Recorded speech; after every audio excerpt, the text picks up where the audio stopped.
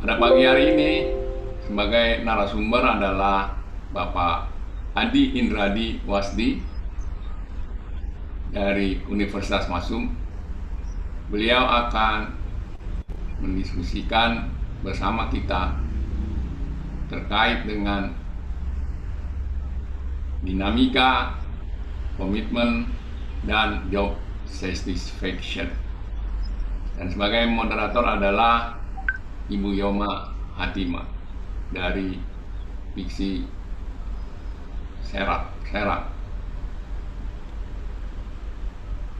Eh, dari apa yang akan dipaparkan, terkilas oleh saya adalah 3 kata: dinamika, komitmen, dan job satisfaction. Tapi apapun juga, ketiganya itu terkait dengan, pertama, pribadi dari pekerja, dan yang kedua adalah terkait dengan pemberi kerja. Jadi ada 2 hubungan antara pemberi kerja dan pekerja itu sendiri, sehingga di sanalah timbul dinamika dan juga timbul komitmen dari bersama, juga komitmen dari pekerja maupun komitmen pemberi pekerjaan. Kepuasan juga demikian, kepuasan dari pekerja dan kepuasan dari pemberi pekerjaan. Nah, yang paling penting bagi kita mungkin adalah bagaimana kita membangun komitmen supaya kita mampu memberikan kinerja yang terbaik atau performa yang terbaik dalam pelaksanaan tugas kita.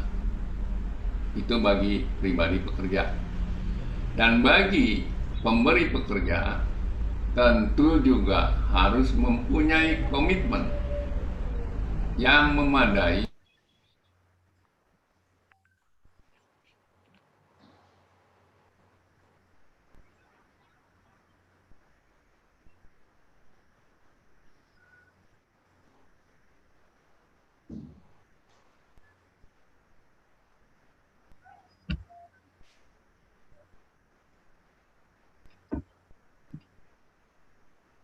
Ada aja. Iya. Baik, Bapak Ibu, mohon maaf atas gangguan yang terjadi ya. Ini tumben mungkin. Kita lanjutkan acara langsung kepada pemaparan materi kuliah umum yang akan disampaikan oleh Pak Adi Indradi, Wasdi SPSI MM. Beliau adalah dosen Masum University. Sebelum lanjut pada pemaparan, saya akan membacakan kurikulum vitae pemateri. Nama Adi Indradi Wasdi SPSI MM, tempat tanggal lahir Bandung 19 Maret 1988, alamat Jalan Atletik 3 nomor 17 Arca Manik Bandung, email adi.wasdipsi@gmail.com, jenis kelamin laki-laki, agama Islam. Pendidikan S2 Magister Manajemen Telkom University Bandung, lulus 2016, S1 Psikologi Unisba Bandung, lulus 2012, SMU Taruna Bakti, jurusan IPA Bandung, lulus 2006. Wah, ini luar biasa, manajemen informatika dan sains psikologi, keren. Kemudian organisasi pernah di BEM Psikologi Unisba, Ikatan Mahasiswa Muslim Psikologi IMAPUS Unisba, Paduan Suara Unisba, kemudian Kongres 2 Partai Demokrat. Wah, ini multi kultural di situ semua ya. Work experience, pengalaman bekerja, assessment di project, PTPN 8, PTKI, Kementerian SDM Minerba, seleksi masuk mahasiswa baru, SMA, SMK, dan lain-lain. Kemudian freelance outbound games di Project Pabrik Astra, JSI, kemudian Public Relations Staff at Masum University, dosen tetap Masum University, Fakultas Ekonomi Islam, dan dosen LB di Telkom University. Mungkin tidak semua saya bacakan ya Pak Adi. Ada beberapa seminar training karena bedah buku, meningkatkan integritas pekerja karyawan BUMN, kemudian seminar internasional bisnis di Malaysia, dan lain-lain. Baik, ini adalah pemaparan kuliah umum dengan tema dinamika, komitmen, dan kepuasan kerja ya Pak Adi. Tadi Ya, sudah betul, Bu. disampaikan oleh Pak, ya. Jadi sudah disampaikan oleh Pak Taufik sedikit dalam sambutannya bahwa dinamika, komitmen, dan kepuasan kerja adalah satu kesatuan yang utuh senantiasa untuk mencapai tujuan sebuah kinerja yang baik. Nah, penting sekali kita memahami ilmu ini karena ini kita aplikasikan dalam kehidupan sehari-hari, kemudian kita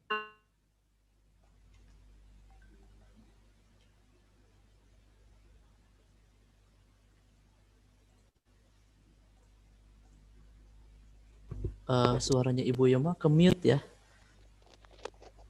oh Pencet. ya, Ya. oh ya, mohon maaf, kemute ya. Pencet, Mungkin- Bo kepencet, Bo kepencet. Ya, iya Pak, pencet. sudah Pak. Wes, yo. Oke, sudah Pak. Ya, kita lanjutkan ya Pak. Dengan tema pemaparan kuliah umum pada pagi ini itu tentang dinamika komitmen dan kepuasan kerja. Tadi sedikit disampaikan oleh Pak Taufik bagaimana dinamika komitmen dan kepuasan kerja adalah satu kesatuan yang utuh yang harus kita implementasikan, yang harus kita pelajari bersama. Semata-mata tujuannya untuk mencapai tujuan kinerja yang keren, yang bagus gitu. Baik itu secara institusi ataupun secara personality pekerja. Maka ilmu ini menjadi penting sekali bagi kita semua, bagi Bapak Ibu yang mungkin sedang yang bekerja di institusi masing-masing ataupun di perusahaan atau di lembaga lain, supaya pekerjaan kita tidak sia-sia dan mencapai kepuasan bersama. Nah, ini ada pematerinya yang luar biasa. Ada Pak Adi dari Universitas Lampung. Mungkin langsung saja saya persilahkan kepada Pak Adi. Waktu dan tempatnya disilakan. Ya, untuk host boleh ini share screen, soalnya saya nggak bisa share screen ya. Punten, sebentar. Oke. Ya, sudah ada ya. Sudah masuk Bapak Ibu? Ya, sudah masuk Ya, Pak Adi. baik. Assalamualaikum warahmatullahi wabarakatuh. Ya, lumayan ya, cukup menyita waktu ya, lebih dari setengah jam. Kita tadi sempat terputus ya. Ternyata memang ada gangguan dari Telkom ya, dari ID Home-nya. Saya konfirmasi ke Pak Ibut, beliau pun ternyata sama, terputus. Sehingga kita ganti link dan ternyata peserta mungkin masih ada yang di link lama. Mungkin dari panitia bisa sambil disebar lagi aja gitu untuk link yang baru. Saya juga tadi lihat pesertanya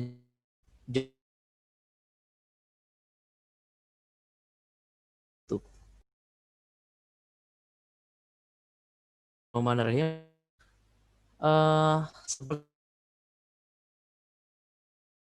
komitmen dan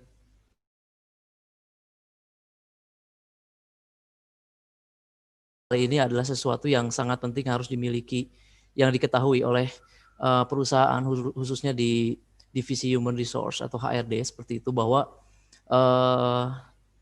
pekerja atau karyawan itu sekarang pendekatannya sudah mulai berbeda Bapak Ibu, bahwa kalau di akuntansi itu mungkin dianggapnya expense ya, dianggapnya adalah sebuah beban atau biaya yang harus ditanggung oleh perusahaan, tapi beberapa perusahaan mungkin agak sedikit menggeser pendekatannya bahwa karyawan itu bukan sekedar expense atau biaya atau beban, tapi juga sebagai investasi.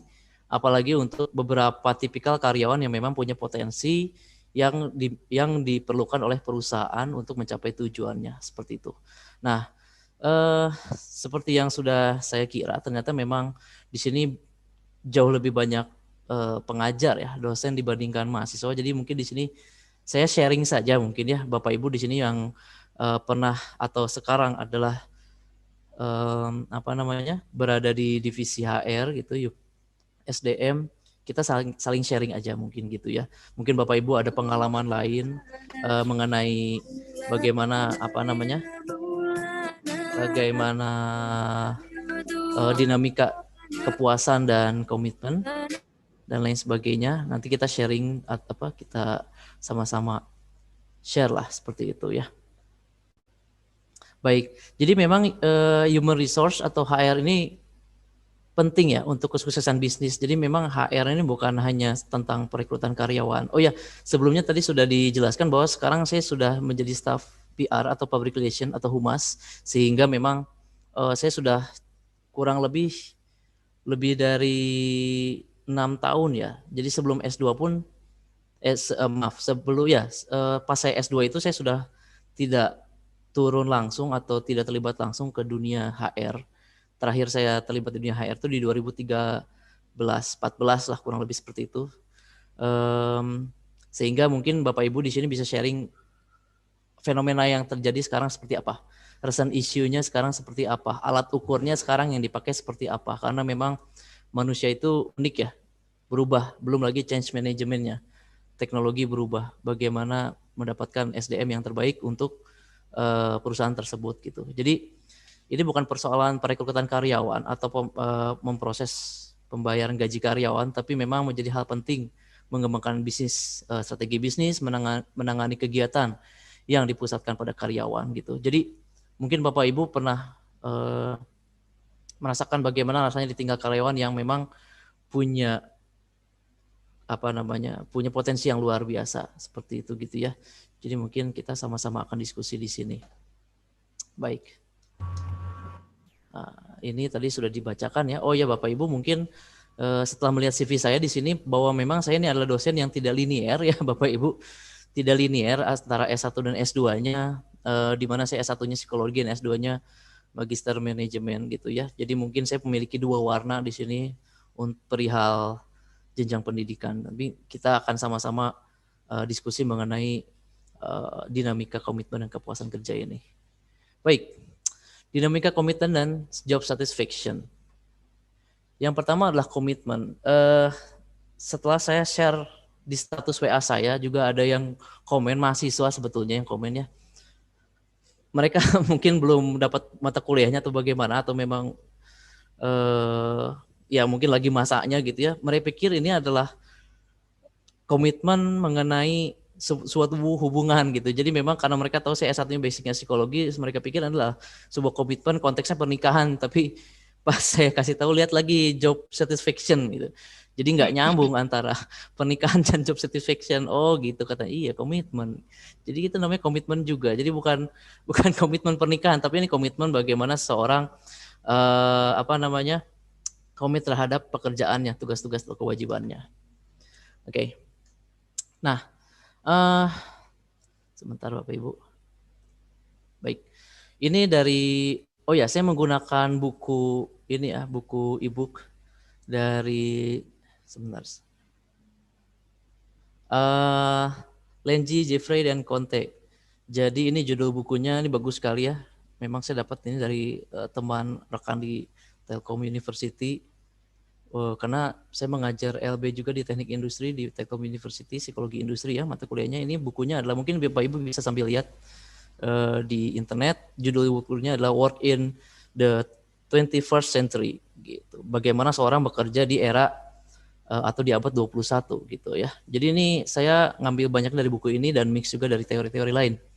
Jadi kalau dari definisinya sendiri ya, dari definisinya sendiri ini komitmennya adalah psychological and emotional attachment ya. Psychological and emotional attachment an individual feel to a relationship, organization, a goal or an occupation. Nah, attachment di sini adalah bentuk keterikatan gitu. Jadi keterikatan emosi. Jadi emotional attachment itu keterikatan emosi, bagaimana mereka melibatkan diri mereka ke dalam sebuah perusahaan. Itu tidak sekedar hanya sebuah kewajiban gitu, bahwa kalau saya bekerja di perusahaan ini, saya bukankah memang kita harusnya melakukan yang terbaik? Tidak sampai di situ. Tapi di sini adalah emotional attachment atau keterikatan emosi. Jadi mereka bekerja bukan karena ya bukannya kita harus seusia sendiri bekerja, bukankah seorang laki-laki itu seharusnya bekerja? Nggak sampai situ, tapi ada keterikatan terhadap perusahaan ya, organisasinya, goal atau tujuan, relationship, rekan kerja dan lain-lain. Seperti itu. Nah, sekarang mungkin Bapak Ibu atau rekan-rekan mahasiswa mungkin ada yang menyimak di sini ya. Mungkin sambil melihat saja atau mungkin bertanya pada diri sendiri yang sudah bekerja di sini ya. Kenapa sih kita harus bekerja? Mungkin bisa tanya diri sendiri. Pertama mungkin adalah kebutuhan ekonomi. Yes, tentu saja ini adalah sebuah kebutuhan dasar. Bagaimanapun untuk bertahan hidup atau survive, tentu saja kita harus melakukan sebuah kegiatan gitu ya. Nah, untuk konteks di sini, makanya dari sini adalah occupation ya. Jadi occupation ini tidak benar-benar sama dengan work gitu. Jadi kalau work itu adalah kegiatan yang kita kerjakan, tapi kalau occupation ini lebih formal, sesuatu yang sifatnya lebih formal, perusahaan dan lain-lain. Tentu saja biasanya orang bekerja motifnya adalah kebutuhan ekonomi ya, untuk memenuhi kebutuhannya gitu. Yang menarik untuk kebutuhan ekonomi di sini adalah bagaimana seseorang itu ada yang memang hanya di tahap alhamdulillah saya untuk makan sehari-hari saja saya sudah bersyukur gitu. Sehingga dia demand dalam dirinya, sehingga dia permintaan dalam dirinya, tuntutan dalam dirinya itu tidak terlalu tinggi gitu. Jadi kebutuhan ekonomi dia hanya sampai sebatas saya memenuhi kebutuhan untuk bertahan hidup, survive, that's it gitu. Nah, untuk yang kedua, ini ada yang memang bekerja formal ya. Itu hanya untuk upgrade skill. Bukan cari materi atau cari yang sifatnya uang dan lain-lain, itu bukan tujuan utama. Kita bisa lihat beberapa orang yang memang ketika ditanya, kamu kenapa bekerja di sini, ya cari pengalaman aja Pak gitu. Mungkin secara passion dia sebetulnya bukan di situ passion, tapi karena untuk cari pengalaman gitu ya. Dan mungkin ada juga beberapa orang yang memang dia berasal dari keluarga yang ekonominya di atas rata-rata, sehingga tipikal orang yang bekerja seperti itu ya, dia hanya untuk upgrade skill, hanya untuk mengetahui bagaimana susahnya cari kerja ketika misalnya memang didikan orang tuanya seperti itu gitu. Dan ada juga yang memang untuk dua hal ini ya, hanya untuk dapat sertifikat saja Bapak Ibu. Ketika dia sudah dapat pengalaman, sertifikat, goalnya itu di perusahaan A, goalnya itu di perusahaan B, tapi sementara ini saya di perusahaan A hanya untuk mengasah kemampuan saja gitu. Tujuan ekonomi ya dia untuk kebutuhan sehari-hari selama ini walaupun dia sudah bekerja masih di backup oleh orang tuanya gitu. Jadi ini untuk tipikal yang kedua, ini untuk upgrade skill gitu ya. Yang ketiga, ada juga orang-orang yang memang ada sebuah proud, ada kebanggaan bekerja di perusahaan Bonafit gitu ya. Bagaimanapun termasuk saya mungkin ya, banyak orang yang memang ada sebuah kebanggaan ketika rekan-rekannya atau keluarganya di kampung halaman mengetahui saya bekerja misalnya di perusahaan A yang dikenal besar, BUMN yang memang gajinya besar ya, tunjangannya bagus ya, ada pensiunnya dan lain-lain, ada motifnya ke situ gitu. Sebetulnya dia dari ekonominya juga sama, mungkin kasusnya dengan seperti ini ya, ekonominya bagus, keluarganya lahir di keluarga ekonomi bagus, tapi dia ada proud, kebanggaan bekerja di perusahaan Bonafit yang memang menunjukkan bahwa saya ini mampu gitu. Jadi tidak semata-mata cari duit, tidak semata-mata nambah skill, tapi ini adalah sebuah sarana untuk membangun sebuah citra gitu. Yang keempat, mungkin yang fenomena sekarang banyak terjadi Bapak Ibu ya, termasuk saya juga penelitian dulu tentang perilaku membeli pada wanita ya. Bagaimana akhirnya orang-orang itu besar pasak daripada tiang itu sekarang sudah mulai banyak ya. Kenapa kamu kerja capek-capek sih pergi pagi pulang pagi gitu ya. Kalau dari lagunya Armada tuh ada liriknya kan ya. Pergi pagi pulang pagi. Karena mungkin motifnya dia itu adalah untuk upgrade gaya hidup. Ketika tetangganya sudah mulai beli mobil, nah kok saya belum beli mobil, akhirnya saya beli mobil.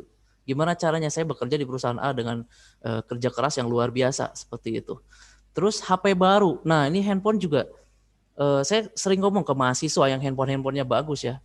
Jadi mungkin Bapak Ibu juga merasakan bahwa handphone kita sebagai tenaga pengajar, sebagai orang tua mungkin itu speknya di bawah punya mahasiswa. Sekarang saya tanya, kamu punya iPhone sekian, kalau iPhone 11 sih belum ada ya, mahasiswa sini punya iPhone 11 belum ada. Kamu punya iPhone sekian nih, kamu punya Samsung yang jadi sekian ini bisa apa? Maksimal speknya itu dia bisa apa? So saya bilang, don't let your smartphone smarter than you gitu. Jangan sampai handphone lu tuh lebih pintar dari lu gitu. Dan akhirnya untuk beberapa fungsi mereka baru tahu setelah dikasih tahu sama temannya, oh ini tuh bisa ini toh. Oh ini tuh bisa ini toh. Gitu. Mereka baru tahu setelah dikasih tahu temannya. Berarti betapa pentingnya buat orang-orang seperti itu membangun sebuah pencitraan perihal materi gitu ya. Kalau ini perihal yang ketiga ini perihal kebanggaan dia berada di perusahaan. Kalau ini perihal suatu bukti nyata dari hasil kerjanya gitu. Ada yang seperti itu. Dan yang terakhir yang unik juga yang banyak saya temui juga adalah cari jodoh atau diminta calon mertua untuk bekerja. Ini normatif.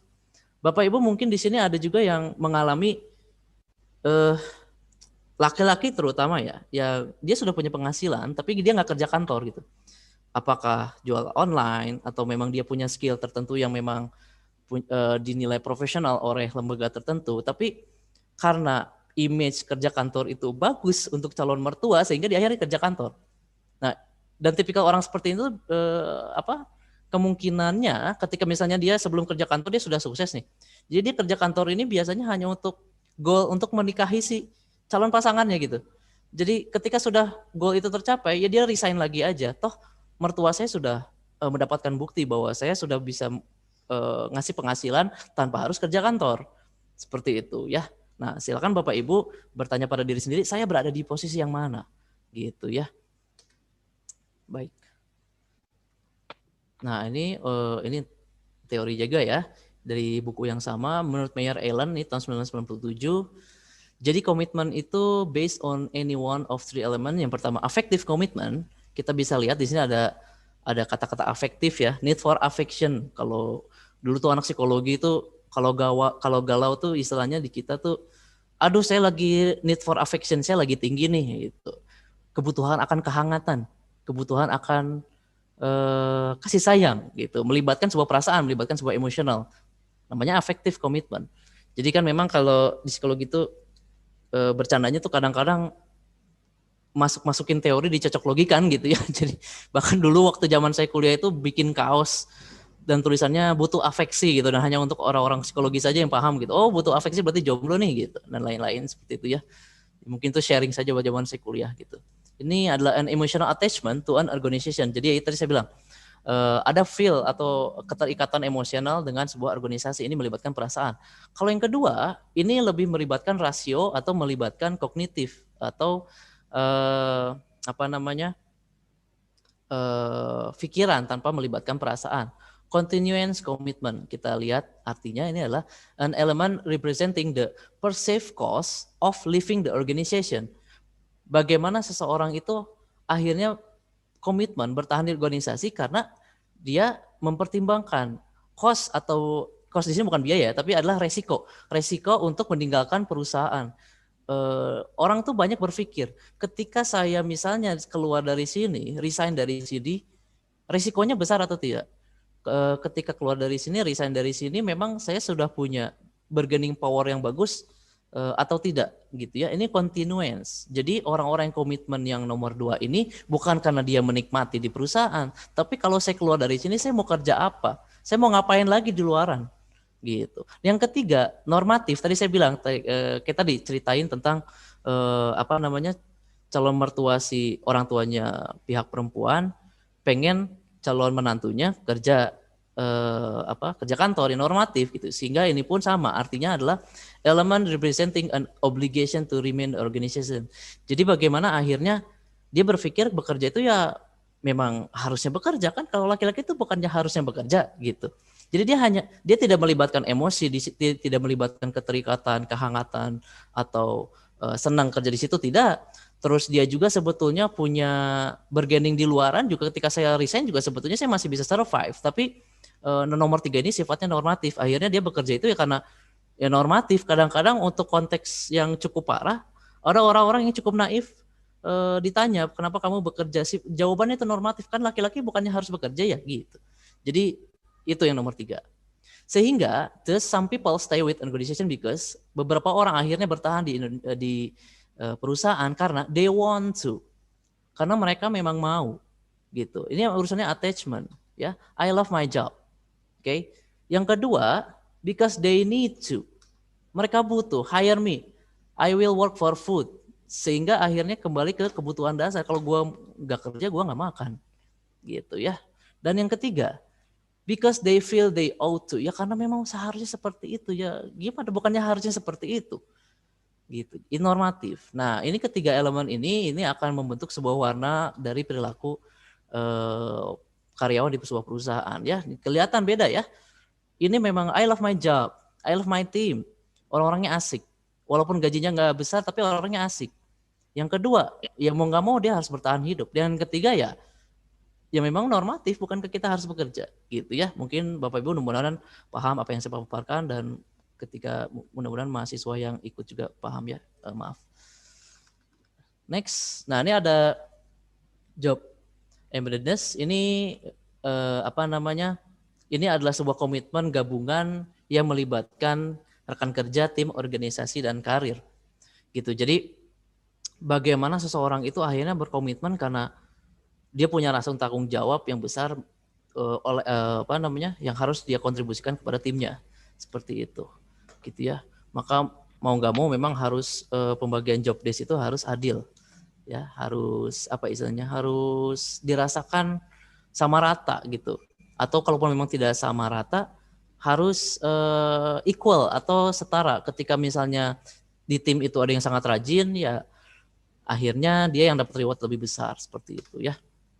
Nah sekarang bagaimana dengan pandemi COVID-19 ini? Mau nggak mau seperti yang sekarang saya melakukan kuliah umum Bapak Ibu ya, melalui online, akhirnya ada teamwork online. Dan ini untuk beberapa orang yang sudah terbiasa dengan teknologi, teamwork online ini adalah sesuatu yang nggak asing gitu. Jadi mereka akhirnya paham bagaimana AKB ya, merubah adaptasi kebiasaan baru, walaupun sedang pandemi ini tetap mereka teamwork tetap jalan gitu ya. Baik, ini kita cepat saja karena kita telat mulainya. Nah ini yang mendasari komitmen pertama adalah respon dari perubahan pekerjaan. Bapak Ibu juga mungkin merasakan di sini bahwa perubahan teknologi apalagi dengan COVID-19 ini ya katakanlah kita di dunia pendidikan lah, nggak harus perusahaan yang berorientasi profit, bahwa teknologi ini luar biasa penting Bapak Ibu, penguasaan teknologi luar biasa penting. Perubahan dalam pekerjaan ini juga sangat-sangat harus kita siapkan bagaimana kita menyikapinya gitu. Mungkin yang dihadapi yang dialami oleh banyak lembaga pendidikan atau perusahaan tentunya yang memang orang-orang yang masih menggunakan cara tradisional dan memang mohon maaf mungkin usianya sudah udah malas lah untuk belajar lagi teknologi, sehingga perubahan-perubahan ini dianggap sebuah ancaman untuk beberapa orang seperti itu gitu ya, karena memang nggak mau harus kita adaptasi dengan teknologi. Itu dari teknologi, dari kondisi eksternal, dari kondisi internal, perubahan pekerjaan juga mungkin Bapak Ibu bisa sambil search ya, karena akan lama kalau dibahas tentang change management gitu. Jadi bagaimana akhirnya restrukturisasi dan lain-lain itu akan merubah lingkungan kerjanya, iklim kerjanya seperti itu. Nah, terus seperti apa peluang yang dirasakan terhadap ketersediaan lapangan pekerjaan yang ada pada saat itu? Orang-orang yang tadinya mau resign pas COVID, pas akhirnya mereka tahu bahwa banyak orang yang dirumahkan nih, banyak orang yang putus pekerjaan gara-gara COVID. Kalau gua keluar bahaya gitu. Jadi ya ini tipikal orang seperti itu adalah tipikal yang tadi komitmen yang nomor 2 ya, continuance. Seperti apa peluang yang dirasakan terhadap ketersediaan lapangan pekerjaan yang ada pada saat itu gitu. Nah ini akan mewarnai dan akan memberikan kontribusi apakah mereka tetap bertahan, absen itu maksudnya nggak sering hilang ya, sering nggak masuk atau bahkan resign gitu. Nah yang lucu Bapak Ibu, waktu saya di HR, pernah di HR ya tahun 2012-13. Jadi memang fenomena pengambilan THR itu tuh ditunggu-tunggu oleh beberapa tipikal karyawan yang mau resign. Dia merasakan bahwa dengan gaji saya yang segini saya harus nunggu THR deh. mungkin kalau di bahasanya gaji tahunan mah tuh ya gaji ke-13. Saya nunggu gaji ke-13 deh atau THR deh baru saya resign sambil mereka cari peluang yang ada di luar perusahaan yang mereka geluti saat itu gitu. Jadi ini fenomena ini cukup menarik. Bahkan ada perusahaan yang menyadari tipikal orang-orang yang menunggu THR baru resign itu THR-nya ditahan sampai akhirnya job desk-nya dia yang benar-benar tanggung jawabnya dia benar-benar diselesaikan baru THR-nya dikeluarkan. Seperti itu Bapak Ibu. Jadi bagaimanapun memang susah ya dengan kondisi Covid seperti ini, orang-orang bukan resign, bahkan mereka dirumahkan seperti itu. Nah untuk THR juga si perusahaan atau lembaga ini harus berpikir karyawan ini kontribusinya udah bagus belum? Karyawan ini kinerjanya sudah bagus belum? Sebaiknya ditahan saja THR-nya karena memang banyak tipikal yang seperti ini, terutama di pabrik ya Bapak Ibu ya. Dan juga ada juga yang lucu, teman saya memang kerja di pabrik jadi HR, itu ada tipikal karyawan pabrik yang selalu berhadapan operator ya, berhadapan dengan mesin itu minta tunjangan make up, terutama yang perempuan. Padahal mereka berhadapan dengan mesin di pabrik gitu. Apa yang mereka bandingkan? Yang mereka bandingkan ya teman-teman yang kerja di bank. Ya nggak bisa. Kita harus perbandingan itu harus apple to apple gitu. Nggak bisa kalau memang mau bandingin harus bandingin dengan pabrik lagi gitu. Harus bandingin dengan divisi yang sama persis di pabrik yang lain seperti itu ya. Ini kita cepat saja. Jadi memang penelitian ini cukup unik Bapak Ibu. Mungkin Bapak Ibu juga merasakan terutama yang disiplin ilmunya di sosial, kita menggunakan teori barat yang luar biasa rumit. Tapi ketika kita terapkan di Indonesia itu menjadi kurang cocok ya. Menjadi kurang cocok kenapa? Karena memang mereka individualis. Jadi di sini penelitian yang pernah saya baca di Belanda dan Belgia ini punya kesamaan budaya yaitu sangat individualistis. Akhirnya orang-orangnya memang bekerja itu punya punya ambisi tertentu. Tapi kalau Indonesia, ya itu tadi saya bilang, beberapa lapisan masyarakat itu menganggap kerja kantor saja udah alhamdulillah bagus. Kalau ketika misalnya di kampung halamannya saya hanya dapat penghasilan dari tanah saya atau sawah saya. Jadi kalau kerja di kantor tuh udah bagus sehingga mereka tidak punya ambisi besar gitu untuk mencapai prestasi yang luar biasa tinggi gitu ya. Karena memang Indonesia ini ya unik gitu ya dengan budaya gotong royongnya. Cuma budaya gotong royong itu sebetulnya ada positif negatif Bapak Ibu. Bahwa kadang budaya gotong royong itu membuat orang yang job desk-nya banyak jadi sedikit. Atau kebalik, orang yang job desk-nya sedikit jadi banyak karena membantu temannya. Karena budaya timur nih. Mungkin kalau di Jawa orang mangan orang ngumpul gitu ya kalau nggak salah, atau orang ngumpul orang mangan. Jadi yang penting kita kumpul deh. Kita sama-sama tujuan organisasi kita harus tercapai. Padahal bukan job desk-nya dia. Atau kebalikannya, dia job desk-nya dia tapi karena dia menggunakan ini untuk orang-orang oportunis ya, dia menggunakan budaya kita yang gotong royong, itu akhirnya dia dibantu oleh temannya dan itu sebuah keuntungan buat dia gitu. Jadi memang teori-teori yang ini saya belum menemukan teori yang khusus khas di Indonesia seperti apa. Gitu ya, kalau di marketing itu di marketing itu kan bapak marketing dunia itu kan Philip Kotler ya. Dan ada di Indonesia itu namanya Hermawan Kertajaya. Saya selalu menggunakan teorinya beliau karena memang Philip Kotler pun mengatakan bahwa Hermawan Kertajaya itu adalah the guru of Southeast Asia untuk konteks pemasaran karena memang perilaku konsumen di kita beda gitu. Sama, ini juga perilaku bekerja di Eropa, di Amerika beda dengan di Indonesia. Seperti itu. Baik, itu untuk komitmen Bapak Ibu. Kita langsung lanjut ke job satisfaction atau kepuasan kerja. Ini penelitian yang pernah saya lihat bahwa 2014 ya, less than half of employees are happy at work. Kurang dari setengahnya. Ya, kurang dari setengahnya. Atau di sini detailnya 47,7% tidak bahagia dalam pekerjaan atau tidak puas gitu. Nah, happy employees demonstrate higher level of productivity. Jadi memang tadi ada beberapa perusahaan yang melihat karyawannya itu punya potensi yang bagus, itu dianggap sebuah investasi. Kenapa? Karena semakin dia mencapai kepuasan yang bagus, maka peluang untuk memberikan sebuah kinerja yang bagus pun akan semakin tinggi seperti itu. Sehingga perusahaan memang harus putar otak bagaimana bikin si karyawan ini betah. Gitu ya. Kita kembali lagi mungkin pertanyaan yang tadi, ya. Buat apa kerja? Apakah hanya untuk penuhin kebutuhan ekonomi? Apakah untuk upgrade skill atau hanya untuk cari pengalaman, dapat sertifikat, atau ada proud karena kerja di perusahaan bonafit, atau untuk upgrade gaya hidup baru, atau mungkin sifatnya hanya normatif saja, gitu ya. Ini untuk konteks tadi untuk konteks komitmen, ini untuk konteks kepuasan bekerja. Nah, ini ada teori yang sebetulnya ini teori lama ya, lama sekali, hierarchy of need Maslow. Cuman buat saya dan beberapa rekan-rekan dosen juga ini masih dipakai karena masih realistis atau masih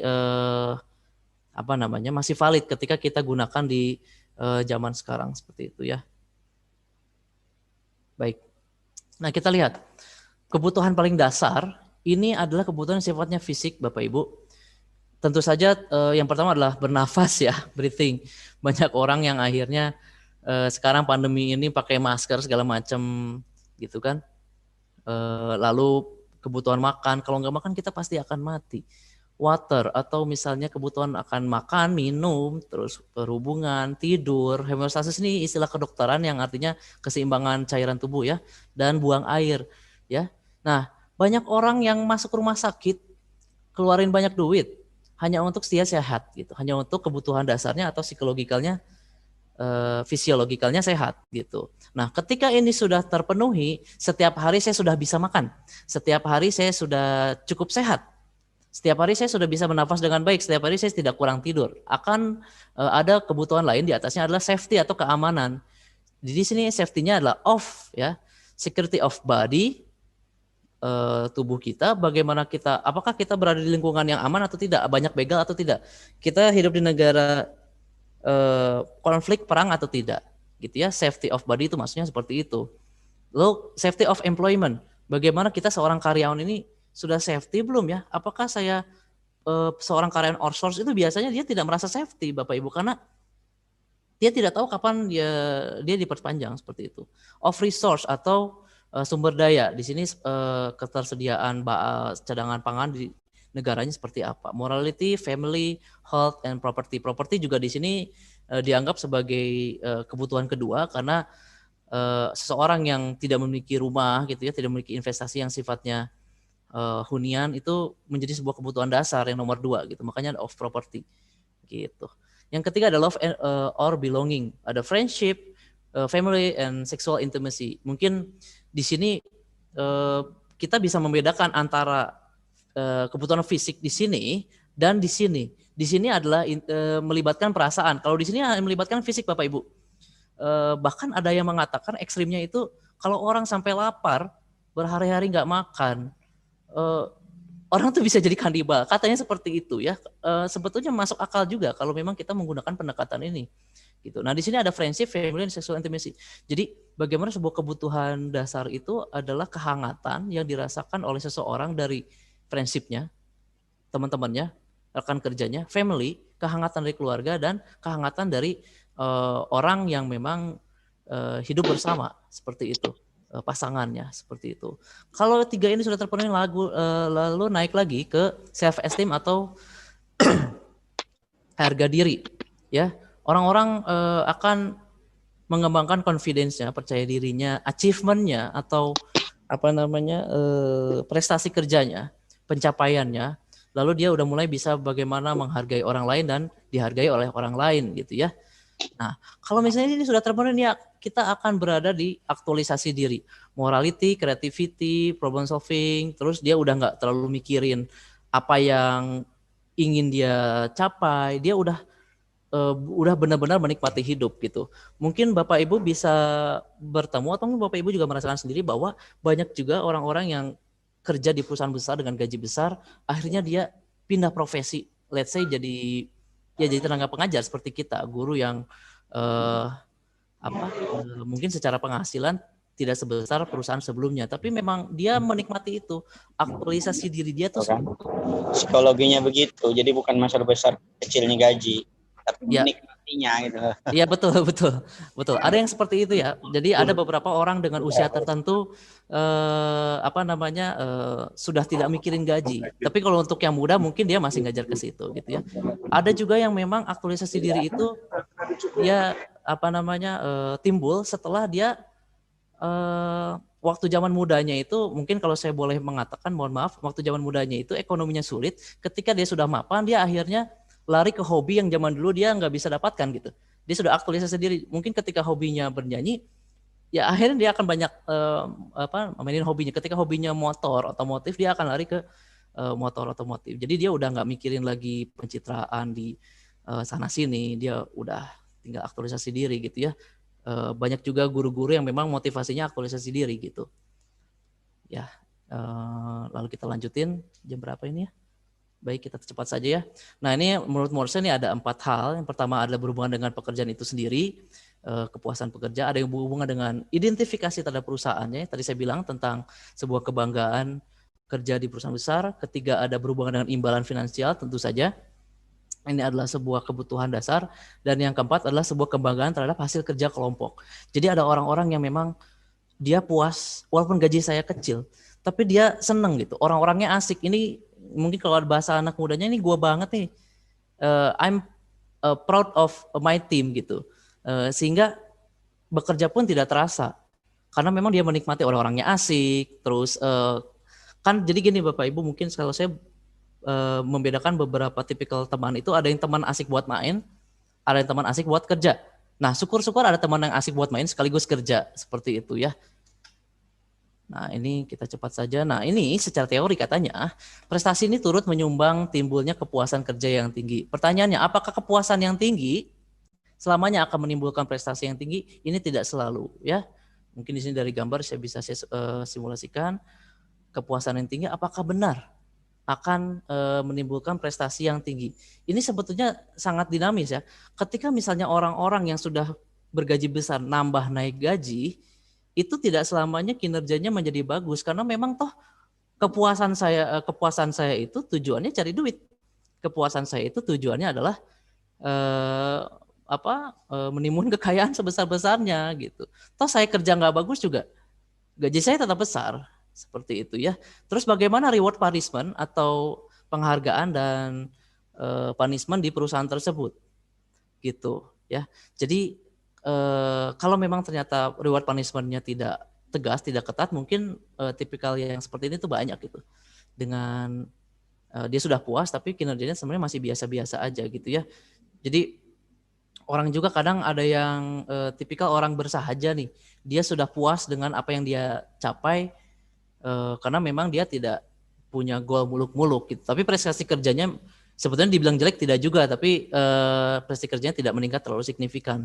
Tapi yang saya menarik Bapak Ibu, ada tipikal orang yang memang menggunakan konsep wise atau menjadi bijak atau menjadi bersahaja itu adalah untuk menutupi kemalasannya. Jadi sebetulnya itu orangnya malas gitu. Dia sebetulnya orangnya malas, tapi karena memang menggunakan konsep bersyukur, ya dia menggunakan konsep bersyukur itu hanya untuk sebagai pembenaran dia saja gitu. Hanya untuk sebagai menutupi kemalasannya dia. Gitu ya. Ya udah saya alhamdulillah saya happy kerja di sini gitu. Sebetulnya dia malas.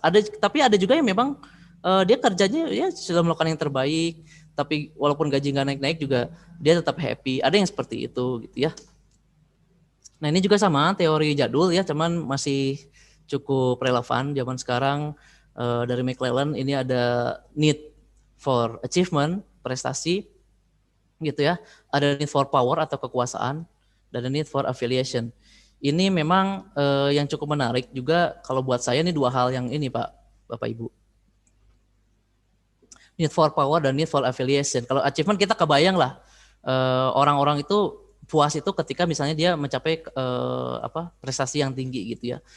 Nah, need for power Bapak Ibu biasanya kan kita asosiasikan power atau kekuasaan itu selalu bisa dinikmati oleh semua orang. Enak kalau misalnya saya punya kekuasaan, kalaupun memang gajinya nggak terlalu signifikan naik, tapi dia ada kepuasan untuk merintah orang, dia ada kepuasan untuk berkuasa, dia ada kepuasan untuk dianggap oleh lingkungannya bahwa dia berkuasa, gitu. Gak ngejar gaji sebetulnya, tapi dia menganggap menghayati bahwa kekuasaan itu adalah sebuah kenikmatan tersendiri gitu. Achievement juga sebetulnya ada juga yang tidak terlalu mikirin gaji, tapi dia ada kepuasan ketika dia bisa mencapai capaian tertentu. Dia puas ketika ada di mana lingkungannya itu dia tidak lingkungannya tidak bisa mencapai prestasi itu, tapi dia bisa ada kepuasan di situ. Jadi kadang-kadang biasanya seniman ya, katakanlah seniman yang buat lukisan atau patung, kepuasan dia itu adalah hasil kerja dia. Nah, kadang ada juga yang memang hasil karya seninya itu dibeli sangat tinggi pun dia tidak mau, karena memang kepuasan saya adalah hasil kerja saya. Saya nggak nyari gaji-gaji kok, tapi saya nyari prestasi dari diri saya sendiri. Ada yang ketiga adalah afiliasi atau berkawan. Ya, kita cepat saja. Ini teorinya, ini juga teori standar ya. Diskrepansi ini kesenjangan antara apa yang diinginkan dengan kenyataan yang dipersepsikan. Jadi ya ini tentu saja jawabannya puas jika apa? Jika kenyataannya sesuai apa yang diharapkan, gitu kan? Kalau tidak puas ya berarti kenyataan tidak sesuai harapan, seperti itu ya. Nah, ketika harapannya dia mendapatkan banyak telur, ternyata dia hanya mendapatkan 1 telur. Itu simple ya. Nah, ini ada equity teori. Ini equity ini kan kalau diartikan dari equal atau setara. Jadi ada keadilan atau ketidakadilan gitu ya. Nah, ini tuh orang kepuasan itu yang dibandingkan adalah dirinya dengan orang lain gitu, ataupun dirinya sendiri di tempat yang berbeda. Aspek yang dibandingkan adalah input dan outcome. Yang menarik di sini Bapak Ibu ya, kalau saya bisa share, bisa sambil lihat ya, ada istilah rumput tetangga lebih asik. Ya.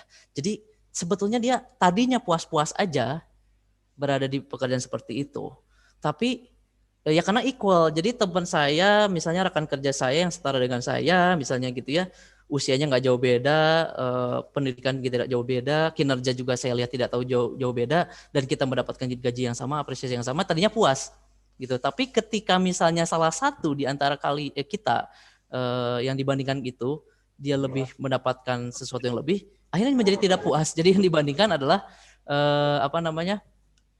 orang lain dengan dirinya. Gitu ya. Jadi kadang-kadang ketidakpuasan ini munculnya belakangan setelah lingkungannya berubah seperti itu. Ya, ada yang mau diskusi? Gimana ini, ada yang mau diskusi? Baik. Ada yang mau Kayak ada yang masuk suaranya enggak ya? Enggak. Enggak ada, Pak. Baik. Nah, ini sekarang pertanyaan, apakah kondisi ketidakseimbangan akan menghasilkan ketidakpuasan? Sebenarnya tidak juga. Kenapa? Karena memang ya itu tadi, ketika orang-orang menganggap bahwa gajinya lebih besar dibandingkan kinerjanya, itu kan sebetulnya inequity dari sisi perusahaan. Tapi kalau memang tujuannya dia cari kerja sebagus-bagusnya, ya buat apa saya kerja bagus kalau toh saya dapat gaji besar juga gitu kan. Itu inequity yang memang tetap mencapai kepuasan gitu ya. Sangat dinamis sekali. Nah, ini untuk pengukuran kepuasan memang ada 2 metode ya, kualitatif dan kuantitatif. Untuk yang kuantitatif atau yang statistik ini biasanya nggak jauh-jauh dari pertanyaan, kurang lebih seperti inilah. Saya ambil contoh. Simple 5-item scale that appears to work well as a measure of overall satisfaction. Ya, di sini ada 5 pertanyaan yang bisa kita pilih gitu ya. Nah, yang pertama, I feel fairly satisfied with my present job. Gitu. Ya cukup puas gitu. Yang kedua juga, most day I'm enthusiastic about my work gitu. Saya sangat sering merasakan antusias yang berhubungan dengan pekerjaan saya. Yang ketiga, each day at work seems like it will never end. Oh my God, setiap hari dalam bekerja saya ini saya merasakan sepertinya ini tidak akan pernah berakhir. Berarti dia memang sangat tidak menikmati pekerjaannya. That's why ada istilahnya I hate Monday. Kenapa I hate Monday itu menjadi muncul? Ya karena weekend, Sabtu, Minggu libur kita head on, senang-senang liburan. Akhirnya dia harus menghadapi kenyataan lagi di hari Seninnya seperti itu gitu ya. Gitu. Ini betapa dia tidak menikmati pekerjaan. Each day at work seems like it will never end. Yang keempat, I find my real enjoyment in my work. Gitu. Jadi dia benar-benar mendapatkan sebuah kenikmatan dalam bekerjanya. Dan yang keempat, I consider my job to be rather unpleasant.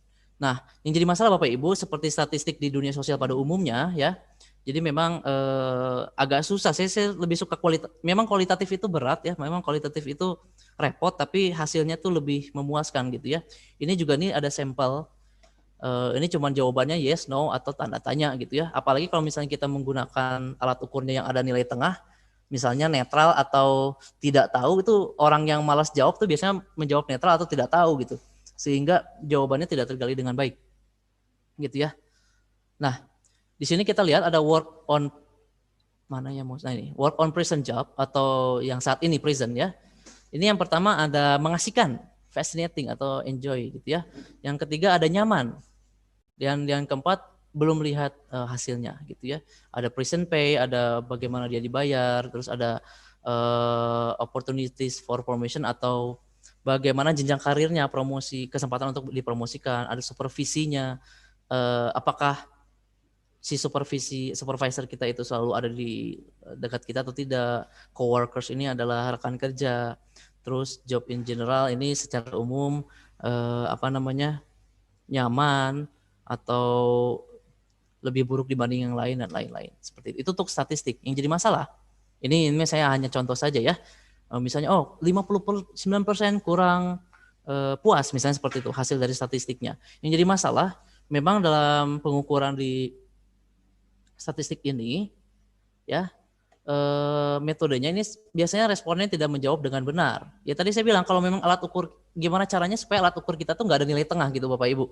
Karena nilai tengah itu kalau untuk orang yang malas jawab, apalagi pertanyaannya banyak banget, dia waktunya terbatas, biasanya dia milih netral, tidak tahu, gitu ya.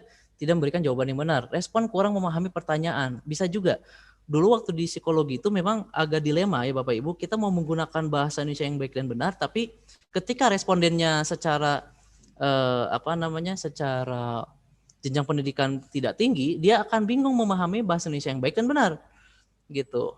Nah, yang ketiga, ada tingkat kekhawatiran responden bahwa orang lain akan mengetahui atas jawaban yang diberikan. Orang-orang yang mau mengukur sebuah kepuasan atasan misalnya gitu ya, apalagi kalau misalnya dia tidak percaya sama penelitinya, dia khawatir jawabannya bocor ke atasan dan akhirnya atasannya mecat dia gitu.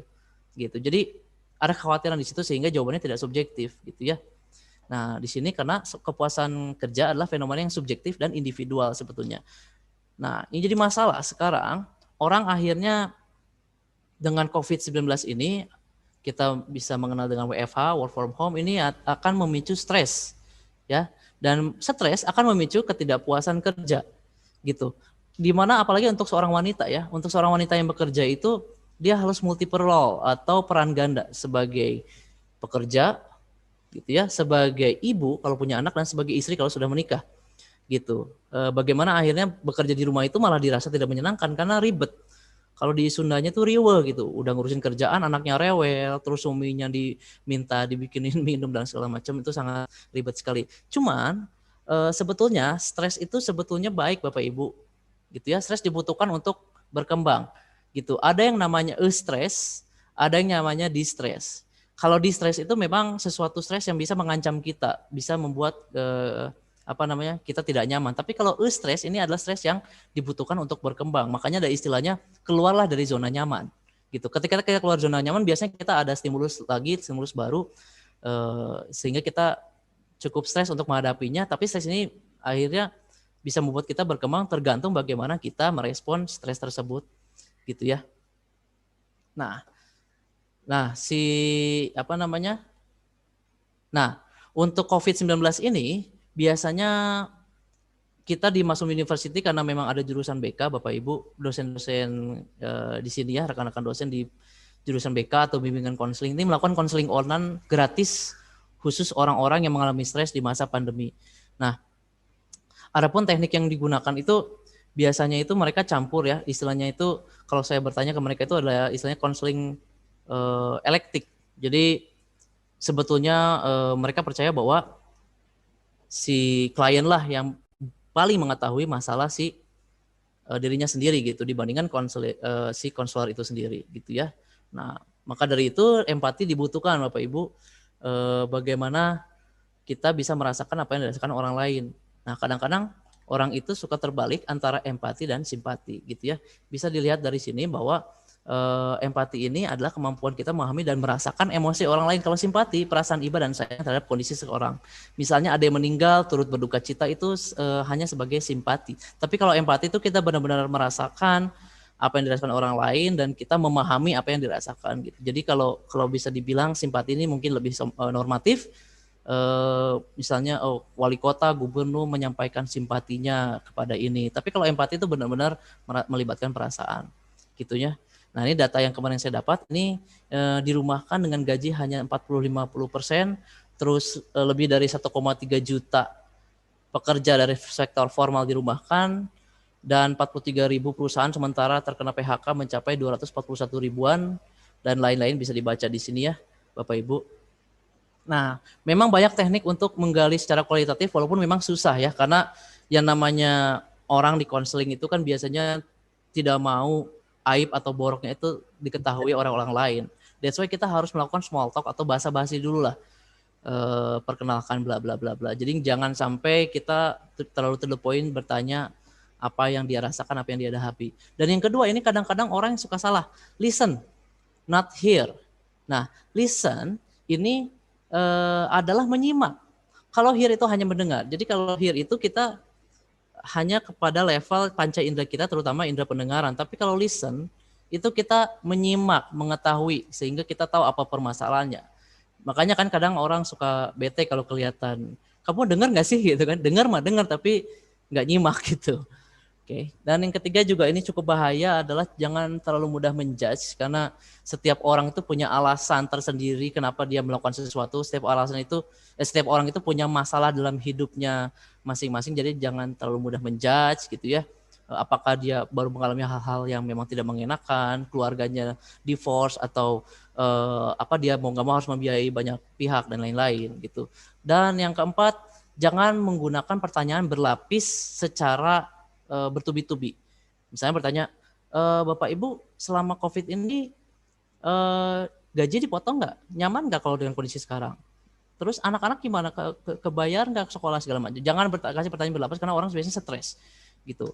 Dan yang terakhir yang sangat penting adalah share your experience, not your advice.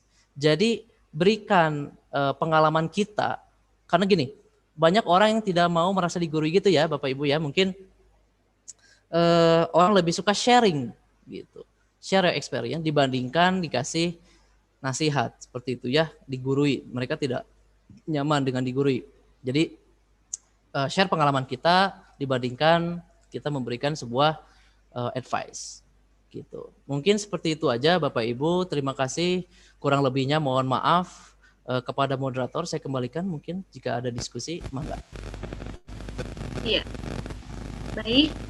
Terima kasih Pak Adi atas pemaparannya yang sangat luar biasa. Tentu ini menjadi motivasi kita bersama bagaimana lebih giat lagi menggali potensi diri, mengenali diri, mengidentifikasi diri, posisi kita berada di mana, kemudian apa yang harus kita lakukan ke depan untuk meningkatkan kualitas kinerja supaya terjadi keseimbangan antara kepuasan baik itu pekerja ataupun institusi terkait.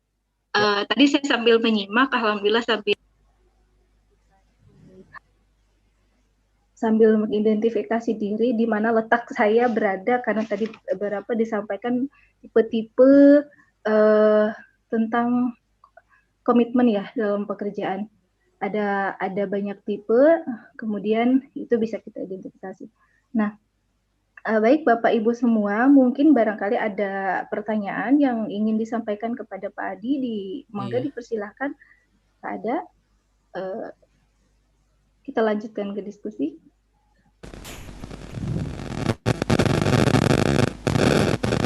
Saya tanya dulu. Silakan. Punten Pak Ibu, audionya udah. Tes, halo. Iya. Oke ya. Iya.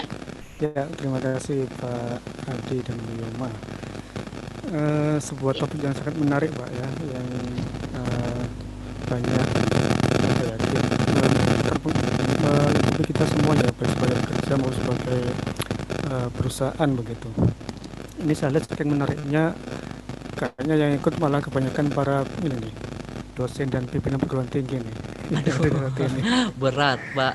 Ada Bu Yati, Direktur Poltek Serang, ada Pak Dadang, Ketua Stimik Cirebon, ada Pak Rizky Warek Almaksum Iya. juga. Mohon izin Bapak Oke Ibu. Pak, Eh, saya ingin bertanya Pak, Iya. kalau saya pernah baca sih kalau bahwa saat ini kan masanya milenial ya begitu ya, Iya. dan salah satu dari karakter milenial itu adalah mobilnya sangat tinggi, mobilitasnya sangat tinggi begitu ya, termasuk di Apa Pak? Mobilitas. mobilitas betul, Oh ya. termasuk di bidang pekerjaan begitu, sehingga seringkali loncat sana loncat sini dari Iya, perusahaan iya. satu ke perusahaan yang lain gitu. Iya, iya.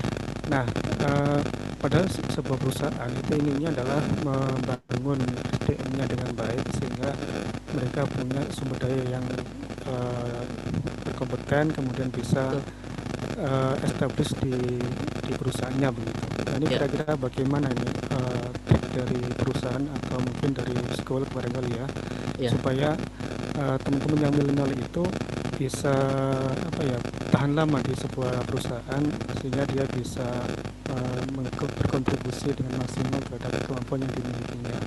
Itu aja sementara Pak, terima kasih. Iya, terima kasih Pak Ibu. Mudah-mudahan saya nggak salah tangkap karena tadi audionya agak trouble ya. Jadi ini memang sangat dinamis sekali. Sebenarnya tergantung budaya organisasinya Pak, Bapak Ibu. Dan bagaimana kita ingin membentuk.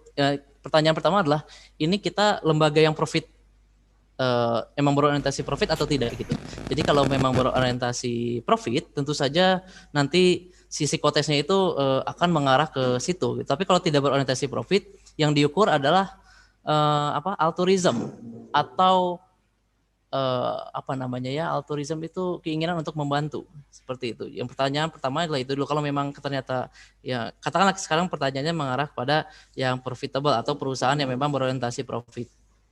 Nah, sekarang si era milenial ini kan tadi saya bilang ada kepuasan yang memang tadinya tuh dia happy-happy aja gitu, happy-happy aja di keluarga yang memang sederhana, bekerjanya pun sederhana, dia happy-happy saja, hangat di keluarganya. Tapi ketika dia bandingkan input outcome dengan temannya, itu mulai muncul ketidakpuasan. Sehingga disinilah peran memang tidak banyak ya perusahaan yang punya konselor sendiri di perusahaannya gitu ya. Mungkin biasanya HRD sih kalau interview.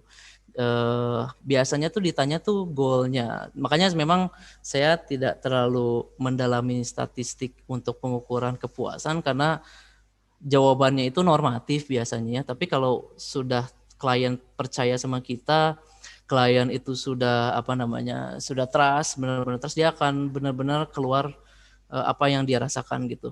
Jadi untuk establish supaya nggak loncat sana sini, biasanya bahkan ada beberapa perusahaan atau lembaga pendidikan tinggi gitu yang justru tidak mau merekrut perguruan tinggi yang sangat besar atau yang bonafit gitu ya, karena pasti demand-nya tinggi, pasti keinginan untuk berkarirnya sangat tinggi, apalagi yang anak muda yang memang dia belum tahu, fresh graduate, dia belum tahu the real world, dia belum tahu bagaimana kerja sesungguhnya, dia sudah terlanjur lahir di keluarga yang di atas rata-rata ekonominya, berprestasi di akademisnya, sehingga dia akan punya demand yang tinggi. Seperti itu. Walaupun memang ada juga yang memang ya dia mau mulai dari bawah gitu ya. Jadi memang yang paling penting adalah interviewnya sebetulnya. Kadang-kadang ketika misalnya tes masuknya itu dia lolos, psikotes. Kenapa sih psikotes saya nggak lulus gitu kan? Karena memang itu kembali ke goal si perusahaan tadi gitu. Kenapa saya nggak lulus? Kamu pinter, kamu punya ini yang tinggi segala macam, tapi ketika misalnya lihat deh hasilnya, mungkin dia kurang mau berproses seperti itu, karena memang setiap orang tuh punya warna masing-masing. Nah, yang paling penting adalah reward punishment-nya itu konsisten Bapak Ibu, dan dia punya contoh nyata orang yang memang dari bawah dan akhirnya sukses gitu. Orang yang berasal dari bawah akhirnya sukses. Alhamdulillah sih, mungkin untuk di Masun University ini kita cukup banyak ya contoh orang-orang yang punya karir yang tadinya benar-benar dari bawah sekarang sudah di level direktur bahkan gitu ya. Itu yang budaya yang selalu ditularkan ke generasi-generasi berikutnya gitu. Dan mereka tuh butuh role model Bapak Ibu. Role model dalam arti ketika misalnya kan perusahaan pengennya itu pekerja bekerja sebagus mungkin, saya gaji sekecil mungkin gitu dari sisi perusahaan.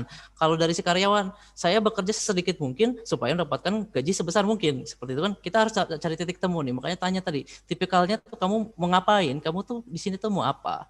Kamu melamar ke sini tuh dan posisi ini tuh buat apa? Malah kadang-kadang orang yang expert karena expert dalam skill tertentu itu karena pengalaman, tapi sebenarnya dia tidak menikmati. Tapi sebetulnya dia tidak, bukan passion dia. Ada juga yang seperti itu. Jadi tadi saya bilang dia expert, dia digaji besar, tapi dia tidak puas karena memang saya passion saya nggak di situ. Dan itu kan sangat banyak ya. Artinya ya kalau kata Pak Gubernur Pak RK Pak Ridwan Kamil, itu pekerjaan yang paling bagus adalah hobi yang dibayar gitu kan ya, kita menikmati. Sehingga disitulah harus digali seperti itu. Dan yang berikutnya, usianya usia berapa nih milenialnya nih? Saya nggak tahu saya masuk milenial atau tidak ya Bapak Ibu ya. Nah, terus UMR di kota itu berapa? Gitu. UMR di kota itu berapa? Dia berasal dari kota mana? Gitu. Jadi memang tadi saya bilang ada kebutuhan dasar yang sudah harus dipenuhi terlebih dahulu sebelum akhirnya ngomongin kinerja nih. Ketika dia di desa dengan hidup sekian juta itu sudah bisa menikmati, ketika dia kerja di kota dengan biaya hidup yang tinggi itu udah mulai goyah nih, dia jadi nggak puas nih. Padahal kalau kata-kata orang di kampungnya gede banget, kamu gajinya misalnya 5 juta nih, buat orang di kampungnya itu gede banget ya, sebulan 5 juta, tapi buat hidup di situ dia seperti apa gitu. Terus ya itu tadi orang yang biasanya kalau saya nyebutnya kutu loncat ya, yang suka loncat-loncat itu dia sangat percaya diri, dia yakin bahwa demand diri dia di luaran itu tinggi. Bagaimana ketersediaan pekerjaan di luaran itu tinggi dan dia yakin bahwa dia bisa ke sana. Nah, yang jadi masalah kadang-kadang kita suka telat Bapak Ibu, pimpinan perusahaan suka telat menyadari bahwa orang-orang yang kompeten itu ketika orang kompeten yang tadinya kinerjanya bagus menjadi tidak bagus, itu kemungkinannya sangat banyak. Cuman biasanya dia udah mulai menyadari bahwa ada pekerjaan lain di luar sana yang saya sangat yakin saya keterima gitu, sambil saya membangun relasi, ya saya sekerja apa adanya aja di sini gitu. Sehingga akhirnya dia memutuskan untuk resign gitu. Nah, memang ini PR berat buat pimpinan perusahaan menyadari ini orang potensi nih, sehingga orang-orang yang potensi dan memang kinerjanya bagus itu harusnya benar-benar di keep supaya nggak diambil orang. Mungkin seperti itu. Jadi kembali lagi ke tujuan organisasinya itu. Dan memang idealnya sebetulnya setiap setahun 2 atau 3 kali itu dia lakukan assessment ya, atau dilakukan mungkin untuk ya kalau perusahaan-perusahaan sih biasanya standarnya melakukan outbound games gitu kan, teamwork dan lain-lain, mengenal teman-temannya satu sama lain, sehingga tadi budaya Indonesia yang gotong royong itu sudah tercipta. Nah kalau udah seperti itu, perusahaan atau lembaga itu pasti happy. Kenapa? Ini orang nggak perlu digaji besar tapi kerjanya bagus karena udah nyaman sama teman-temannya gitu Bapak Ibu. Apalagi yang belum menikah ya, karena mereka belum punya tanggungan, ya akhirnya dia bertahan di situ karena menikmati. Gitu. Jadi bagaimana membuat suasana itu menyenangkan itu sangat penting, karena kaum milenial ini butuh sebuah pencitraan depan teman-temannya. Gue kerja di sini nih, terus akhirnya ditanya ketika resign, kok resign sih? Bukannya gajinya gede di situ gitu kan? Orang-orang nggak asik. Ada yang seperti itu Bapak Ibu. Mungkin ya itu kembali lagi akhirnya harus individual. Tadi secara teori juga memang kepuasan itu individual seperti itu. Mudah-mudahan menjawab pertanyaan Bapak Ibu seperti itu ya. Mangga mungkin berikutnya di YouTube ada pertanyaan tidak ya di YouTube ya? Baik, terima kasih Pak Ibu dan Pak Adi. Luar biasa sekali pertanyaan dan jawabannya. Mungkin ada lagi dari peserta yang lain, dari Bapak Ibu yang lain yang ingin bertanya. Masih ada waktu mungkin ya Pak Ibu? Bagaimana Pak Ibu? Masih satu pertanyaan lagi silahkan. Ini mungkin ada masih ada waktu. Oh di YouTube masih bisa dilanjutkan. Boleh dibacakan oleh moderator di YouTube ada ini. Atau di YouTube ya.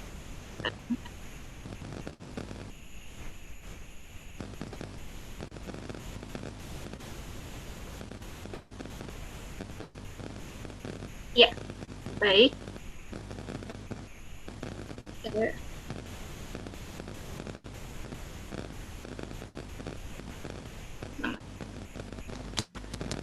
Baik, ini ada pertanyaan dari Bapak Miki Wijana, izin bertanya pada narasumber Pak Adi. Satu, mengapa ada seseorang yang menikmati pekerjaannya disiplin dan terlihat sudah mencapai kepuasan, tetapi prestasinya biasa saja? Iya, ini ada ya. Barangkali bisa dibantu dijawab, Pak Adi. Ya, ini ini Pak Miki menanya dua hal. Yang kedua, biar sekalian mungkin ya, dalam teori Maslow terlihat piramida yang seolah kebutuhan di atasnya baru akan muncul jika kebutuhan di bawahnya sudah terpenuhi. Iya betul, hierarki ya. Apakah selalu seperti itu atau bisa saja kebutuhan manusia itu muncul secara acak? Baik, mungkin untuk pertanyaan pertama, kenapa ada orang yang menikmati pekerjaannya disiplin dan terlihat sudah mencapai kepuasan tapi hasilnya biasa saja? Jadi, yaitu artinya reward punishment-nya di perusahaan itu seperti apa? Apakah tegas? Benar, orang yang kinerjanya bagus itu reward-nya lebih bagus. Jangan-jangan selama ini sistem reward punishment-nya tidak fair gitu. Sehingga akhirnya orang lebih memilih untuk bekerja biasa saja karena toh saya kerja bagus pun sama saja gitu. Dan biasanya seiring berjalannya waktu, yang pernah saya baca teori, usia lebih lanjut atau usia lebih tua itu biasanya kepuasannya tuh cenderung ya, enggak selalu, cenderung lebih tinggi dibandingkan tadi kaum milenial. Karena kaum milenial itu masih berada di posisi cari jati dirinya seperti itu ya. Jadi mudah-mudahan menjawab ya reward punishment. Yang kedua dan punya grade tertentu ya biasanya kalau milenial ya. Betul punya grade tertentu. Dia hidup di kota besar sulit atau tidak. Mencapai nilai kepuasan. Betul, dia membandingkan banyak hal. Sedangkan kalau misalnya usia yang sudah cukup lanjut seperti itu, dia sudah mengetahui betul di luaran juga sebetulnya sama saja dan dia sudah mengenal dirinya sendiri. Jadi kadang-kadang mengenal diri sendiri itu suka telat ya. Kadang kita mengenal diri sendiri itu di dunia kerja. Oh ternyata memang saya tuh seperti ini ya, makanya saya nggak punya banyak teman saat saya masih ke remaja. Oh ternyata waktu saya kuliah itu saya paling pintar, ternyata di hadapan dengan dunia kerja itu ternyata saya banyak yang lebih pintar dari saya gitu. Jadi demand-nya itu masih tinggi biasanya anak-anak yang muda gitu. Jadi reward punishment-nya itu harus jelas dan ada role model fakta atau role model nyata yang memang dia dijadikan bukti bahwa jadi nggak cuma normatif gembar-gembor perusahaan itu hanya mengatakan kamu kerja bagus dong demi perusahaan dan bla bla bla bla gitu dari bawah dulu ya. Nah mereka tuh butuh role model dan mereka butuh cerita nyata bahwa ini si bapak ini tuh dari bawah banget. Akhirnya itu jadi motivasi. Jadi mungkin kurang lebih sistem reward punishment-nya begitu Bapak Miki ya, Bu Yoma. Yang kedua, baik Pak Adi, terima kasih. Ya, ini ini ada aja. satu lagi Pak Adi. Ya boleh. Boleh ya dibacakan satu lagi. Ini dari Universitas Masum, Pak Faisal Rahman. Ya, Pak Faisal, ya. Pertanyaannya adalah apakah terdapat hubungan antara budaya perusahaan dengan komitmen yang pada akhirnya juga diharapkan dapat menciptakan job satisfaction para karyawannya? Ya, betul ya. Budaya perusahaan itu untuk beberapa orang yang memang dia punya punya keterikatan emosional itu biasanya cukup penting. Misalnya di kami katakanlah di beberapa universitas atau perguruan tinggi yang memang nilai keislamannya kental, itu budaya perusahaan itu bisa menjadi kepuasan tersendiri atau komitmen tersendiri untuk beberapa tipikal karyawan yang memang mencari budaya seperti itu. Saya cari budaya yang memang nilai Islamnya kental gitu. Sehingga saya bisa menikmati pekerjaan saya gitu ya. Jadi tapi kalau memang budaya kerjanya itu adalah achievement-nya harus tinggi, terus saling saling bersaing dengan ketat, itu pun juga menjadi sebuah warna ketika dia tahu bahwa budaya kerjanya itu seperti itu, budaya kerjanya itu adalah prestasi setinggi-tingginya, maka ketika dia mencapai prestasi itu dia akan mencapai kepuasan dan dia akan komitmen terhadap pekerjaannya. Karena kalau saya tidak komitmen terhadap pekerjaan saya tidak akan mencapai pencapaian yang dicapai oleh rekan saya. Seperti itu. Beda dengan yang tadi. Ketika misalnya saya mencari nuansa yang kental keislamannya, memang itu yang saya cari gitu. Mungkin seperti itu. Jadi harus mencari fashion budaya yang sesuai juga dengan kita itu penting ya Pak. Betul. Bisa juga budaya organisasi itu didefinisikan sebagai kebiasaan-kebiasaan yang dilakukan rutin setiap harinya yang tidak selamanya berhubungan dengan job desk-nya gitu ya. Saya pernah mampir ke sebuah perusahaan di mana dari mulai rak sepatu saja itu sudah dikasih nama ya. Jadi memang dia dia ngontrak sebuah apartemen, si perusahaannya itu sepatunya saja sudah dikasih nama, bahkan untuk guest atau untuk tamu itu ada tempat rak sepatu lain. Terus kalau makan itu mereka sengaja tidak ada cleaning service, dia cuci sendiri, makan cuci sendiri gitu. Terus jujur budaya-budaya itu mereka yakin bahwa skill itu bisa dilatih, sedangkan attitude itu agak susah seperti itu. Ada yang seperti itu. Mungkin seperti itu. Mungkin mudah-mudahan terjawab Bapak Faisal ya. Salam. Baik. Ini senior saya ini. Begitu Bu Yoma. Gitu. Oke, baik. Ya. Terima kasih Pak Adi atas pemaparannya sangat luar biasa sekali. Iya. Pak Ibu atas mudah-mudahan bermanfaat ya. Mungkin untuk kurang Ya. lebihnya mohon maaf. Ada banyak senior saya di sini. Salam. Sebetulnya menarik sekali nih Pak Adi. Saya sebetulnya ingin banyak bertanya juga jadinya gitu. Cuman Iya. karena memang ada peserta, saya memfasilitasi sebagai moderator saja. Iya. Karena ini berhubungan dengan karakter kepuasan kerja. Ketika saya menyimak dari apa yang disampaikan oleh Pak Adi, erat sekali ya hubungan dengan pembentukan karakter, pengembangan Sangat. karakter. Maka nanti variabel-variabel tadi yang sudah disebutkan oleh Pak Adi mungkin Betul. akan menunjang pada Betul. keberhasilan kepuasan Oh ya, kerja, mungkin nambah gitu ya. juga ya. Kalau di ketentaraan itu ada psikologi militer gitu ya. Jadi ya itu akhirnya kembali lagi ke tujuan organisasi, sehingga alat ukurnya pun disesuaikan, sehingga prestasi kerjanya pun disesuaikan. Ada khusus psikologi militer. Mungkin kalau di Bandung itu Unjani ya yang mungkin mendalami psikologi militer seperti itu. Gitu Bapak Ibu. Baik. Iya. Baik. Pak Ibu, mohon izin saya bertanya lagi, apakah masih tersedia waktu untuk melanjutkan diskusi? Cukup Bu, udah waktunya makan siang soalnya. Oke. Sudah waktunya makan siang. Iya, karena ini terpotong sedikit kendala ya. Iya. Baik, mungkin saya menyimpulkan sedikit dari beberapa yang sudah disampaikan, dari beberapa pertanyaan, bahwa tadi saya mengutip yang disampaikan oleh Pak Adi, kepuasan kerja itu harus berangkat dari personal komitmen yang dilatar belakangi oleh berbagai motivasi. Maka ini menjadi penting sekali kita menelaah diri sendiri bagaimana kita mencapai kepuasan kerja. Kemudian tadi disampaikan pula bahwa komitmen adalah keterlibatan emosi, bagaimana kita melibatkan diri kita dalam melakukan sesuatu yang terbaik. Semoga Bapak Ibu semuanya yang hadir pada webinar siang ini adalah senantiasa adalah personal yang menuju pengembangan diri yang terbaik. Terima kasih Pak Adi atas Sama-sama Ibu pemaparannya. Yomas. Terima kasih kepada Ya. Bapak Ibu dan Bapak Ibu Sama yang sukses sudah. tadi. Ya, terima kasih. Mohon maaf jika ada kekurangan. Saya tutup dengan mengucapkan alhamdulillah alamin. Terima kasih. Assalamualaikum warahmatullahi wabarakatuh. Waalaikumsalam warahmatullahi wabarakatuh. Baik, mungkin saya tadi lupa mengingatkan bagi Bapak Ibu yang belum melakukan absen, silahkan mengisi daftar hadir di kolom host yang sudah disediakan oleh host. Yang selanjutnya adalah langsung penutup ya, Pak Ibu. Ya, ya.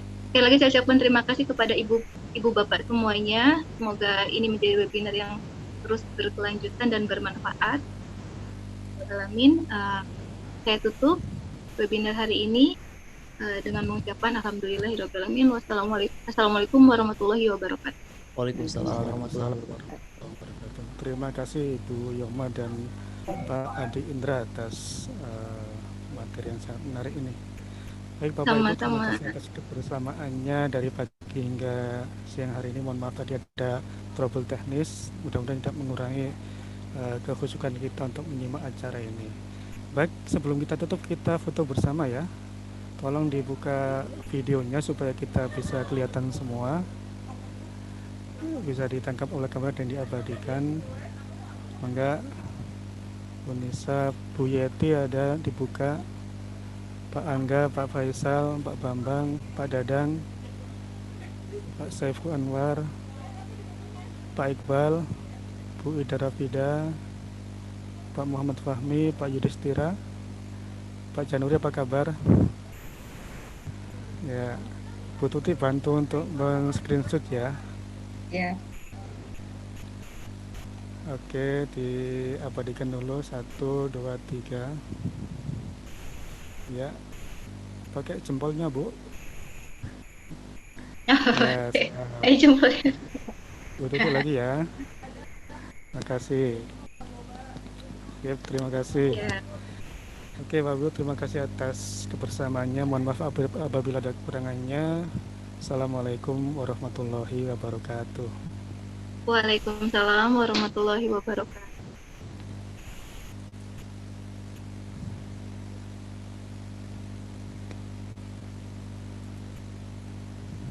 Bunda mana?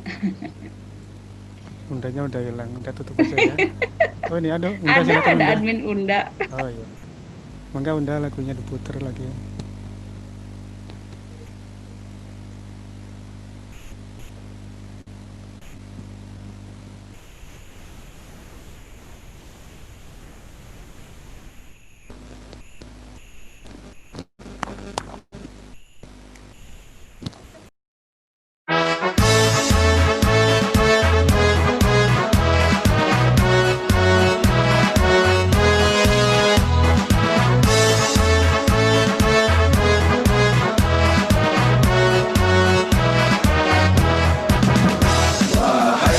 Bangsa, langkahkan kakimu.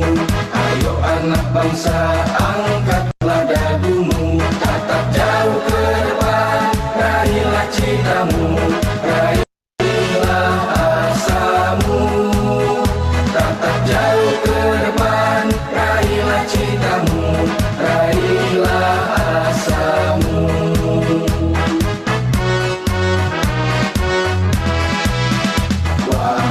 Anak bangsa, langkahkan kakimu. Ayo anak bangsa, kuatkan jiwamu. Berbekal agama, cakapkan dirimu dengan ilmu. Berbekal agama, cakapkan dirimu dengan ilmu.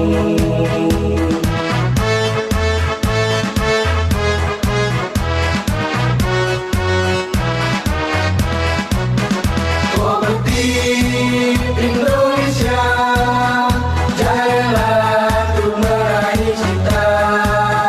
Bersama kooperatif kita, berjaya untuk meraih asa.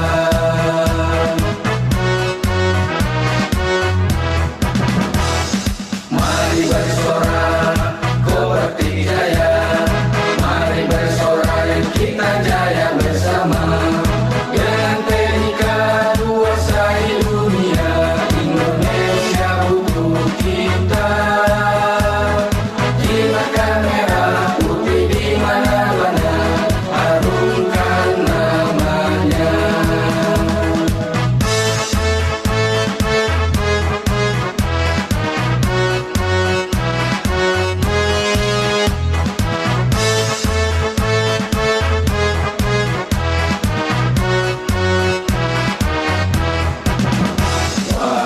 Anak bangsa, langkahkan kakimu. Ayo anak bangsa, angkatlah dagumu. Tatap jauh ke depan, raihlah citamu, raihlah asamu. Tatap jauh ke depan, raihlah citamu, raihlah asamu.